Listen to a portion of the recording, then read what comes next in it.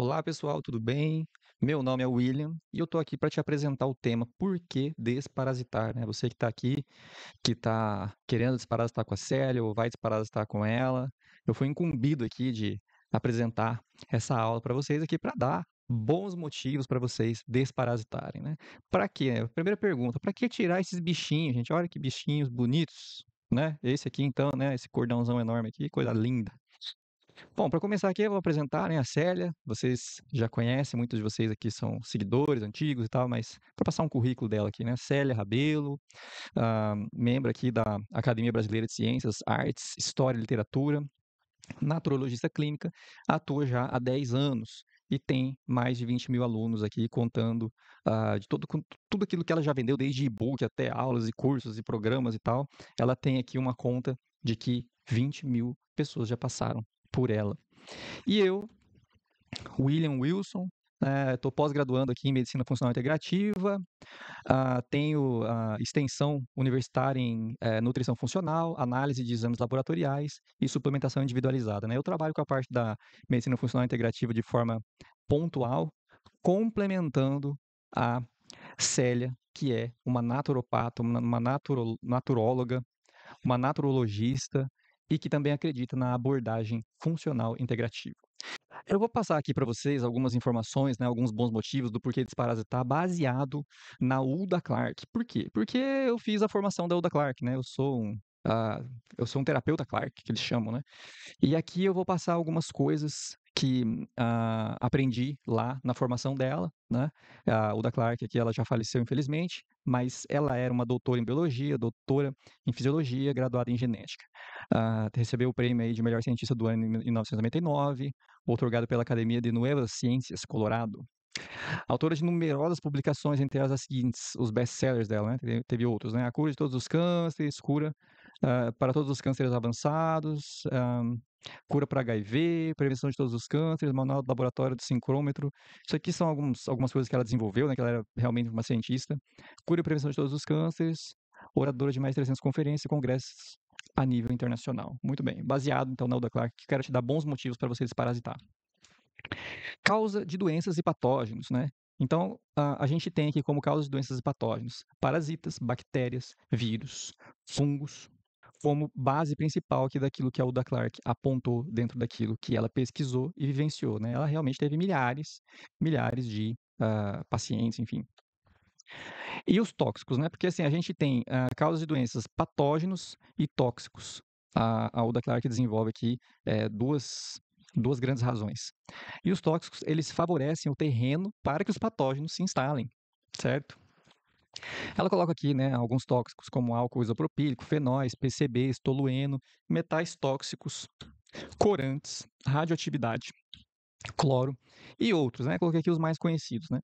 Geralmente, popularmente, a gente conhece muito aqui, né, os metais tóxicos, os corantes, né, radioatividade, quando a gente fala, inclusive, de aparelhos eletrônicos, né? E o cloro aqui, porque cloro, a gente sabe que a água é clorada e Muito bem, patógenos, vamos falar um pouco sobre os patógenos.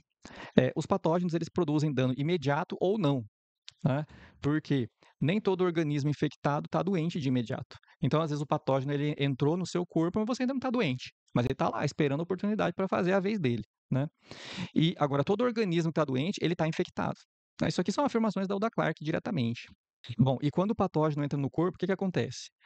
O sistema imune ou ele vai responder corretamente e vai aniquilar esse patógeno, né? Ou o patógeno ele consegue se esconder do sistema imune e fica indetectável. Olha só, isso é uma coisa que acontece, né? Eles se escondem muito atrás do tal do biofilme que eles fazem também. Ah, Outra coisa que pode acontecer é que entra o patógeno, a gente até teria capacidade imune para responder esse patógeno, mas as células nossas, elas não conseguem detectar esse patógeno por estarem intoxicadas. E aí começa um efeito avalanche, né? Um efeito bola de neve, quer dizer, a coisa começa a crescer até uma hora que vira uma avalanche. E aí já não se trata só de as células estarem intoxicadas. Aí a gente já não tem mais sistema imune, já foi tudo pro beleléu. Aí a gente precisa de uma intervenção externa, né, que é a proposta aqui da desparasitação. Quais são os pontos de saída desse patógeno, né, uma vez que a gente está infectado, por onde que ele sai, né, dentro de nós para fora, né, para infectar o mundo ao nosso redor? Pelo ânus, né, material fecal, vias respiratórias, saliva, fluidos genitais e sangue. Então você vê, né? O mundo pode ser um lugar perigoso para quem não tem boa saúde, principalmente. E os pontos de entrada, por onde que entram esses patógenos? Pela boca, pelas vias respiratórias, pelo ouvido, o ânus, vagina, mucosa uretral, né? Que a gente fala muito também da questão do risco sexual, né? E cáries dentais, vejam só, pelas cáries eles entram também. E pela pele. E quem são esses patógenos, né? E aí você pode estar pensando assim, mano, a gente vai falar de desparasitação, mas por que ele está falando de vírus, bactérias? Vocês já vão entender no momento. Né? Quem são esses patógenos? São os vírus, prions, né? Que são proteínas infecciosas. Lembra daquele negócio da vaca louca lá que teve lá? Era os prions que tinha na carne da vaca louca. As bactérias, então, né? Os fungos, os protozoários e os parasitas. O que acontece aqui? Ó? Parasitas, eles são portadores de todos os outros. Dentro de um parasita você pode ter protozoário junto com fungo, junto com bactéria, junto com prion, junto com vírus, sabe? Geralmente assim, o que sempre tem dentro de um parasita, né? O vírus, a bactéria. E é interessante, essa questão de tamanho, né, de cada patógeno é o seguinte: quando um patógeno é pequeno o suficiente para invadir a sua célula, a gente diz que ele é uma infecção. Quando você está com infecção, você tem algum patógeno que é pequeno o suficiente para entrar dentro da tua célula e bagunçar lá dentro, né? Na verdade, eles parasitam a nossa célula, eles utilizam a nossa célula, o núcleo celular nosso, né? A nossa capacidade de sintetizar DNA, RNA, para usar para eles. Né? Como se a célula é uma fábrica, eles vão lá e falam assim: agora essa fábrica aqui fabricava madeira, vai passar a fabricar ferro. É como se fosse isso, tá? E aí eles entram e hackeiam, né? É o hacker mesmo, né? Hackeia lá na nossa célula e bota para trabalhar para eles, sabe? Folgado, né? Então por isso aí a nossa célula vira um inimigo, ela é sequestrada, né? A nossa célula sofre um sequestro. Então, se você tem um patógeno que é pequeno o suficiente para invadir sua célula, ele é uma infecção. E se ele é grande demais para invadir sua célula e ele não consegue invadir sua célula, aí você tem uma infestação. Por isso que quando a gente fala de parasita, geralmente a gente fala em estar infestado. A gente não fala em estar infectado, né, de parasita, já percebeu? É lógico que tem parasita que ele é pequeno e ele consegue fazer infecção, né? Protozoários são menores, por exemplo, é um tipo de parasita, né? O vírus é um tipo de parasita, na verdade. Mas assim, quando a gente fala, né, de maneira geral, parasitas, a gente está falando de seres pluricelulares, enfim, maiores, que não vão invadir as suas células. Eles podem invadir tecido, né, invade o tecido, né, porque um ajuntamento de célula ele forma um tecido e um ajuntamento de tecido forma um órgão. E aí é que eu tô rindo porque isso aí a gente aprende sei lá, na quarta série, quinta série. Então é isso, parasita, ele porta tudo que tem de patógeno aí. Ele pode estar portando. Então por isso que é importante começar por ele. Tira os maiores, tira aquilo que está potencialmente fazendo mais estrago na gente. E tá aí, né, a fotinha aqui do início dessa conversa, alguns parasitas bonitinhos, aqui eu coloquei na foto do máscaras, do oxiurus, aquele que dá aquela coceira boa. Às vezes o oxiurus ele fica escondido, sabe? Você pensa, eu não tenho oxiurus porque eu não tenho coceira no bumbum, né? Aí você começa, né, fazer uma desparasitação, começa a matar os outros, aí o oxiurus aparece. Facíola, Clonorchis sinensis, olha que nome bonito. E a tênia esse grandão aqui.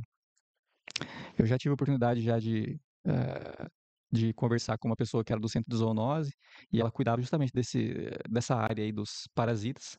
Ela me trouxe uma tênia num vidro, sabe? Mas é bem isso aqui mesmo. Um negócio aqui, ela é achatada, né? E é uma coisa enorme. É claro que as tênias de hoje em dia já não têm esse tamanho, tá? Elas são menores. Porque, na verdade, nós estamos cada vez mais desnutridos. Apesar da gente ter muita comida em casa, a gente está cada vez mais desnutrido. A gente não tá conseguindo ou absorver esse nutriente, ou, na verdade, essa comida, esses legumes, as coisas que a gente come, não tem nutriente suficiente. Isso é uma coisa, assim, que eu posso afirmar para vocês, sabe? Sem ter medo de dizer, e talvez não. A gente não tem mais a quantidade de nutrientes nos alimentos que a gente tinha no passado. Então, uma vez que nós estamos desnutridos, né, todo o ecossistema, né, o bioma, ele está desnutrido também. E aí os parasitas também estão desnutridos. Logo, a tênia, ela dificilmente alcança tamanhos muito grandes hoje em dia. Então, assim, quais são as doenças relacionadas, né, aos parasitas? Assim, primeira coisa, eu vou falar aqui de algumas doenças ou alguns sintomas, e assim, não é só parasita que causa isso, tá? Mas eles também causam. Então, só para não, de repente passar uma ideia de que, ó, se você tirar os parasitas, tudo que eu vou falar aqui vai sumir de você. Não necessariamente, tá? Porque a recuperação da saúde envolve mais do que você só desparasitar. Agora, a desparasitação é realmente uma base, um início fundamental que quando a gente olha os grandes profissionais da área da saúde, os famosos, pessoas que têm notório saber, né, na área da saúde, muitas vezes você vê eles comendo barriga justamente nessa base, tá? Então, existem aqui doenças e sintomas relacionados aos parasitas, né? A gente tem aqui enxaqueca, vícios, muito doido isso, né? Mas os parasitas, os patógenos, eles têm capacidade muitas vezes fazer um certo controle, um certo domínio nas nossas vontades. E gera com isso vícios. Síndrome da fadiga crônica, e assim, você vê, né, é o parasita que causa síndrome da tipo assim, o parasita, ele tá lá comendo tudo o que você come, aquilo que você come já não é suficiente, aí vai pro parasita, aí o parasita faz o cocô dele lá, que já é tóxico. E aí dentro dele ele tem esse monte de patógeno. Então, assim, muitas vezes a pessoa tá com síndrome da fadiga crônica, a gente faz um exame de sangue, a gente vê: "Nossa, a pessoa tá com anemia, tá com falta de ferro, vamos dar ferro pra ela", dá ferro, aí tem que dar ferro pro parasita, aí na hora que o parasita fica bom de ferro, aí que vai sobrar ferro pra você. Então, assim, existem outras coisas muito fundamentais para além dos parasitas, mas se a gente vai lá, imagina, né? Ah, não, vou tratar parasita não, vamos fazer o exame de sangue direto, vamos ver o que está faltando, vamos usar aí. Você vê que a coisa também não fecha, a conta não fecha, a coisa não dá certo desse jeito. Então, desparasitar, eis o melhor começo aí para você que nunca desparasitou para buscar recuperar a saúde ou aperfeiçoar a sua saúde se você já tem outros tratamentos que você tem feito. Câncer, então, né, mutações genéticas, não falei que esses patógenos vão lá e hackeiam a nossa célula? Olha lá, mutações, doenças neurológicas, bruxismo, né, bruxismo também não necessariamente é só parasita, né, porque o parasita ele pode realmente acabar ah, perturbando, né, o sistema nervoso, daí por causa do bruxismo, mas pode ser falta de magnésio, enfim, pode ser, pode ser algum outro mineral, apendicite, depressão, esquizofrenia, epilepsia, porque também o parasita, da mesma jeito que ele mexe, por exemplo, no ferro, ele vai acabar mexendo em matéria-prima para o corpo, que o corpo ia fazer um neurotransmissor. Aí não vai porque o parasita tá lá, entendeu? É a vez dele. Então essas coisas também podem acontecer não só diretamente pela presença do parasita, mas pela consequência fisiológica do parasita estar ali. Pela consequência do atrapalho fisiológico do parasita estar lá dentro de você.